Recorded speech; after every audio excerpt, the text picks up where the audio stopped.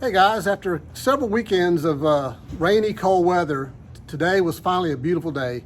And I wanted to take this opportunity to use it as a chance to pressure wash my engine. It's a GT6 2-liter engine that I took out of the Sport 6.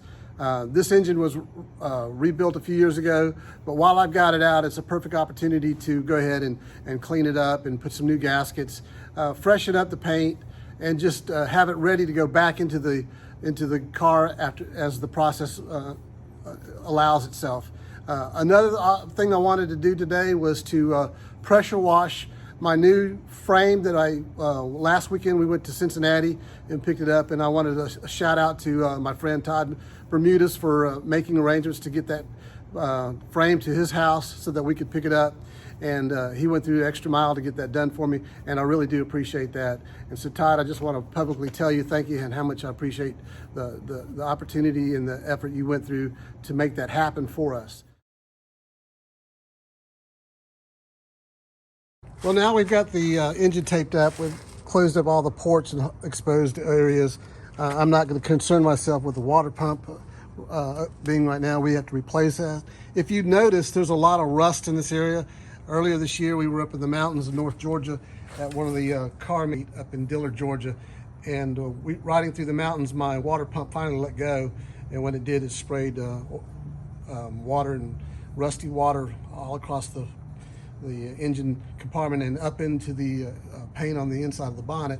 So I know that needs to be replaced. I'll be using a new 6-vein upgraded water pump for that. I'm also going to be swapping over to an alternator. I ordered an alternator kit. It'll be coming in, so that'll be a nice improvement. Now, I've had a lot of people ask me, why do I still use the header tank on a GT6 motor?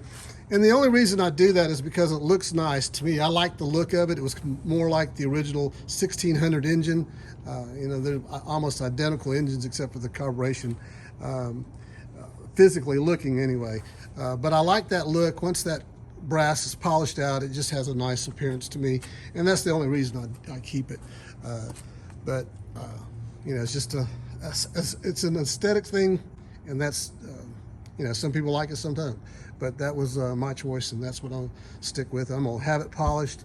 I had a couple of leaks with it earlier last year. We had to have it resoldered, and that was a pain because it took like 4 attempts finally to get it sealed up, to find somebody who could do it right. This engine was rebuilt. I don't have to do too much with it. I'll pull the transmission off and I'll inspect the clutch and pressure plate, but I don't have very many hours on or miles on this engine, so I don't think that'll be an issue. But if it is, I will replace the clutch, and it'll never be easier than it is today. So let me get started pressure washing this, and I'll come back to you with the finished product shortly.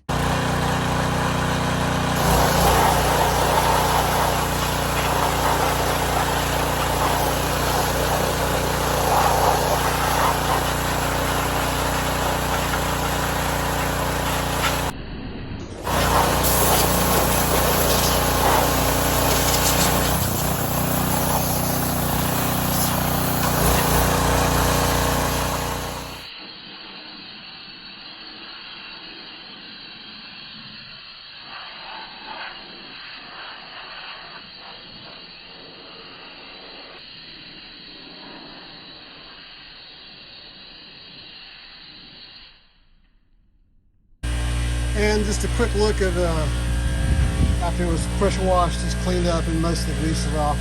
It looks a lot better.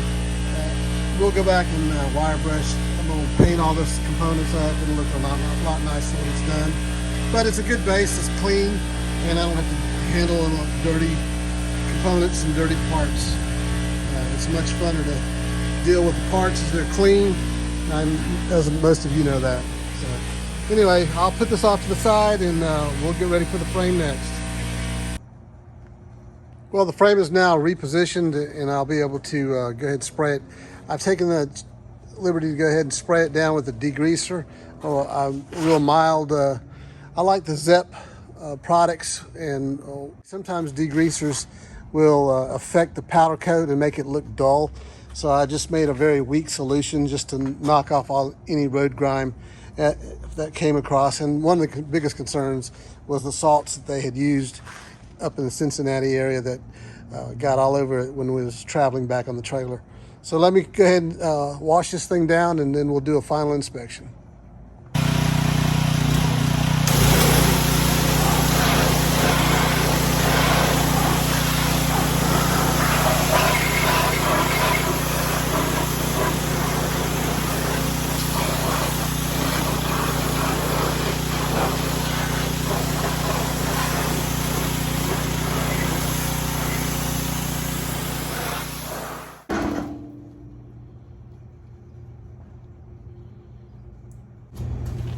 One of the things that always drew me to these cars, these Triumphs, was the simplicity of the components that they made. You know, these things were designed a long time ago, and the sheet, you know, these thin sheet metal outriggers and these components that were put together through their engineering.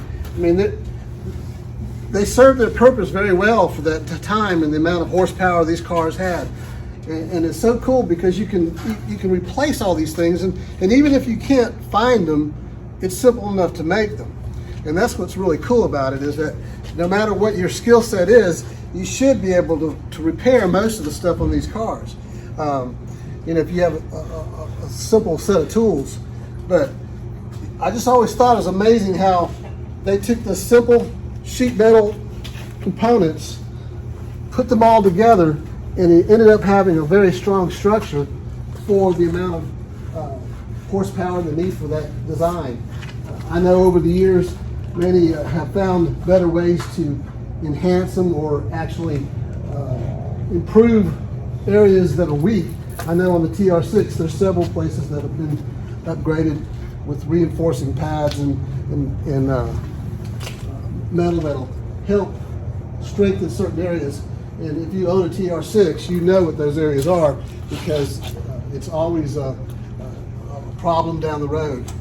But on these Sport 6 and the Heralds, I haven't found many issues with its design, other than the rear end differential area. That's the weakness, and that's the problem that I had with my car, is that water got trapped down these tubes, and it just sat here with nowhere to escape. And it caused the cross member to rust away, and this is where all my issue is right here. I had intended to repair it and rebuild it. That was my goal until this frame came available, and it was just it was too good of a deal to pass up, and it'll just save me a lot of time. Now my intent is to actually repair my frame, because these things are getting so scarce. It's hard to find one that's in good shape. And who knows, somebody else may need it down the road, and I can offer them an opportunity to fix their car as well.